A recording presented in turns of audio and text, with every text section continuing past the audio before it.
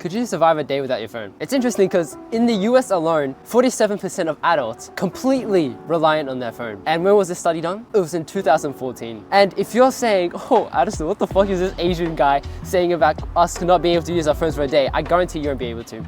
Because I know I personally won't be able to. I'll use it to text someone, text my girlfriend, go on messages, go on weather, go on TikTok or some bullshit like that. You're like that student in your high school vaping and said, yeah, I can quit the next day. And I wanted to bring you 3 points to completely destroy this dopamine-induced world. And if you make it by the end, you'll be that top 1% by the end of this video. The first point is when you're bored, right? When you're tired, you can't be fucked doing anything. What do? Well, you start scrolling on your phone. You start watching YouTube videos, go and watch TikTok. And I noticed this today because after school, after my exam, I was hella tired. I'm like, oh, I can't be bothered for this shit, man. I don't want to do this shit anymore. But I noticed that my fingers slowly, the YouTube thing, YOU. I wrote it down into my web.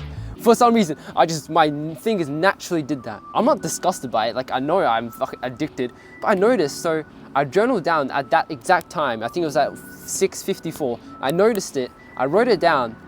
And I just went to read a book. Because when you start becoming aware of when you're tired and bored, you can finally find things to replace. When you're tired, just replace these good habits into those places. That's also kind of low activity like reading. So the second one is also to go out in nature. I think many people know this, but if you think about it, right? I was watching a video by Ruff and he says, we used to be all naked monkeys walking around, right? Now we're naked, fully clothed monkeys inside an enclosed area in a box. And we're kind of denying our DNA, how we're supposed to live. So if you go out for even 5-minute walk, right, you'll notice changes to your mood. You'll notice you feel much more lighter. And most people don't do this because they can't be bothered. Oh, outside it's cold, outside it's raining, right? Outside it's hot as fuck. Well, that's your fault, right? It's not mine. If you want to better yourself, then you got to go outside, okay? You got to be like that naked monkey outside. So the third one is to schedule your time, okay? First, start scheduling things you need to do and kind of start scheduling your time and schedule every minute of the day. I wouldn't live like a robot, okay?